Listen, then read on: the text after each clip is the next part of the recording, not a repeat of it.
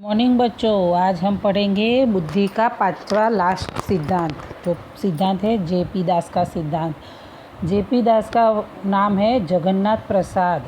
तो उन्होंने अपने साथियों के साथ बुद्धि के सिद्धांत में जी फैक्टर के सिद्धांत का विरोध किया। जी फैक्टर कौन सा सिद्धांत में आता था? जी और जनरल और एस फैक्टर, सबसे पहला सिद्धांत जी फैक्टर स्पीयरमैन का सिद्धांत जो था उसका विरोध किया। प्रायोगिक अध्ययन और चिकित्सात्मक अनुभवों के आधार पर उन्होंने दर्शाया कि यानी कि उन्होंने जो प्रयोग किए, चिकित्सात्मक जो उनका अनुभव था, उनके आधार पर उन्होंने बताया कि बोधात्मक क्षमता के लिए मस्तिष्क की रचना एवं उनमें होने वाली प्रक्रिया महत्वपूर्ण भूमिका अदा करती है। यानी कि जो अपनी समझ प्राप्त करते हैं ना, सबसे जो समझते हैं उसके लिए अपनी मस्तिष्क की रचना है वो बहुत इम्पोर्टेंट होती है। तो उन्होंने बुद्धि के बारे में शरीर पर इम्पोर्टेंट भार दिया और उनमें से खासकर चेतना मनोवैज्ञानिक दृष्टिकोण स्वीकार किया। उनके अनुसार मस्तिष्क रचना बहुत इम्पोर्टेंट है, विशिष्ट है।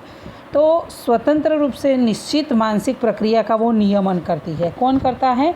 मस्तिष्क रचना। शरीर जो अपना मनोवैज्ञानिक दृष्टिकोण से कहते हैं कि मस्तिष्क में जो आगे अपने पढ़ चुके हैं, 11वीं कक्षा में आपने पढ़ा था कि मस्तिष्क को बायां मस्तिष्क जो है उसका गोलार्ध एवं दायां मस्तिष्क गोलार्ध, ऐसे दो भागों में बांटा है और वो आपने समझा था।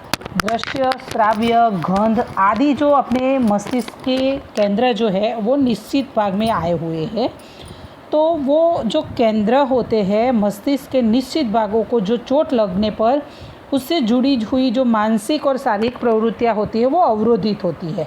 यानी कि बायां गोलार्ध के जो मस्तिष्क केंद्र होते हैं उनमें जो कोई क्षति पहुंचती है तो अपने जो मस्तिष्क के जो केंद्र के आधार पर अपनी जो बॉडी के जो मानो कि फॉर एग्जांपल दृश्य या श्राव्य यानी कि सुनने की जो अपनी प्रक्रिया है वो, तो उस केंद्र को चोट लगी तो अपनी सुनने की क्षमता धीरे धीरे लुप्त हो जाती है।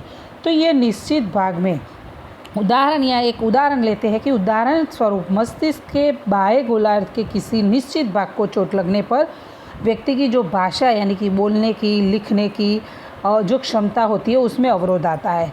तो हर एक इसी तरह से अपने मस्तिष्क की विशिष्ट रचना व्यक्ति के जो समझने की बोधात्मक क्षमता से जुड़ी हुई होती है। ऐसा स्पष्ट रूप से स्वीकार करने वाले जो मनोवैज्ञानिक है जेपी दास और उनके साथियों, तो उन्होंने इस सिद्धांत का स्वीकार किया। उनके सिद्धांत को 5 सिद्धांत के रूप में भी पहचाना जाता है क्योंकि उन्होंने जो ये आयोजन, उत्तेजना, समकालीन प्रक्रियाएं, क्रमबद्ध प्रक्रिया, उसके इंग्लिश वर्ड के फर्स्ट शब्द जैसे कि प्लानिंग, अटेंशन, सिमल्टेनियस और सक्सेसिव, तो ऐसे जो शब्द है उसके पहले अक्षर लेकर PASS प्लान 5 सिद्धांत के रूप में उनको पहचाना। तो आयोजन सबसे पहला पॉइंट है। आयोजन एक ऐसी बोधात्मक क्षमता है कि जिसकी मदद से हम समस्या का हल किसी तरह से हो सकता है उसका निर्णय लेते हैं और उसके आधार पर अपने व्यवहार करते हैं। तो निश्चित परिणाम का पूर्व अनुमान या प्रतिभाव की प्रतिपुष्टि यानी कि फीडबैक का उपयोग आदि मस्तिष्क प्रक्रिया करते हैं, जिसके लिए मस्तिष्क का अग्रखंड जिम्मेदार है। तो ये हुआ प्लानिंग करने के लिए कौन सा भाग जिम्मेदार है? अग्रखंड मस्तिष्क का। उस तरीके से सबसे पहले व्यक्ति क्या करता है? आयोजन करता है। फिर उसका ध्यान जो होता है उसकी उत्तेजना, तो पर्यावरण में रहे हुए अनेक उद्दीपकों के प्रति ध्यान देने की तथा अन्य उद्दीपकों की अवहेलना करने की क्षमता का समावेश होता है। यानी कि जिसकी ओर व्यक्ति का ध्यान उसको खींचना है वो खींचता है और दूसरों की अवहेलना करता है। तो ध्यान केंद्रित करने की परेशानी की विकृति वाले व्यक्तियों में ये जो बोधात्मक क्षमता की होती है प्रक्रिया वो कमी आती है और उसके साथ मस्तिष्क एवं थैलेमस भी जुड़े हैं। ध्यान जो है अपनी प्रक्रिया है उसमें अपना मस्तिष्क में थैलेमस जुड़ा हुआ है और मस्तिष्क का जो है उसकी वजह से व्यक्ति ध्यान केंद्रित कर पाता है। अगला पॉइंट है समकालीन प्रक्रिया है। तो ये अलग अलग उद्दीपकों को एक साथ जोड़कर उसे एक समग्र घटना के रूप में पहचानने की क्षमता रखती है। समकालीन क्रमिक एक के बाद एक बाद में आएगा, पर ये अलग अलग जो प्रक्रिया है उसको एक उद्दीपक में, यानी कि पंखा है तो उसके 3 पंख, जो या कोई टेबल है तो उसके जो पहिए है, कुर्सी है तो उसके पहिए, तो अपने उसको कुर्सी के रूप में पहचानते हैं। तो उसको पूरा जोड़कर एक समग्र घटना के रूप में पहचानने की जो क्षमता रही हुई है किस में, तो ये समकालीन प्रक्रिया में। भाषा की ये समझ प्राप्त करने के लिए इस क्षमता की आवश्यकता अधिक होती है। यानी फॉर एग्जांपल, मेरी माता के पिता का पुत्र मेरा क्या कहलाएगा, यानी क्या कहलाएगा, तो क्या होगा, माता के पिता का पुत्र। तो माता के पिता के पुत्र यानी मामा हुए।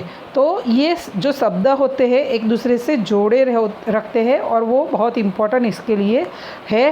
तो ये क्षमता के लिए बड़े मस्तिष्क का पश्चखंड एवं मध्यखंड अधिक महत्वपूर्ण उपयोग में आता है और उसका महत्वपूर्ण इम्पोर्टेंट रोल है। क्रमबद्ध प्रक्रिया, यहाँ उद्दीपकों को क्रमबद्ध रूप से प्रस्तुत करने की क्षमता का समावेश होता है। यानी जो व्यक्ति प्रस्तुत करता है वो समग्र घटना तो एक उद्दीपक के रूप में प्रस्तुत हुई समग्र, पर उसको एक के बाद एक कब प्रस्तुत किया जाए, क्रमिक रूप से अक्षर जो होते हैं, शब्द संयोजन होते हैं, वाचन एवं लेखन के कार्य करने की क्षमता की इसके बाद यही शब्द आए, यानी वाक्यों रूप में अच्छे से एक क्रमबद्ध रूप में उसको प्रस्तुत करने के लिए ये क्रमबद्ध प्रक्रिया इम्पोर्टेंट है। इसके लिए बड़े मस्तिष्क के अग्रखंड और निम्नखंड भी इम्पोर्टेंट है। तो ये जो कहने का तात्पर्य ये 5 सिद्धांत में ऐसा है कि सबसे इम्पोर्टेंट ऐसा, कभी कभी ऐसा पूछा जाता है एग्ज़ाम में प्रश्न कि 5 सिद्धांत किसने दिया है, तो जेपी दास ने। तो ये कभी कभी कोई बार 1 या 2 मार्क्स में प्रश्न पूछा जाता है। तो ये किसका विरोध किया था, जी फैक्टर्स वाले, जो स्पीयरमैन का द्विघटकीय सिद्धांत था उसका। और बाद में फिर उसमें क्या इम्पोर्टेंट दर्शाया जेपी दास और उनके साथियों ने, तो उन्होंने अपना मस्तिष्क का इम्पोर्टेंट निश्चित भाग जो होते हैं वो अपने अलग अलग मस्तिष्क के, यानी इम्पोर्टेंट अपना मस्तिष्क उन्होंने दर्शाया, यानी कि मस्तिष्क की रचना बोधात्मक ज्ञान प्राप्त करने के लिए बहुत इम्पोर्टेंट रखते हैं। तो बच्चों, गुड बाय। अब आगे अगले वीडियो में मिलेंगे जिसके लिए बुद्धि का मापन, बुद्धि कसौटियाँ एवं वर्गीकरण। तो सबसे पहले उसमें बुद्धि मापन का सूत्र हम समझेंगे, तो अगले वीडियो में आपको मैं समझाऊंगी।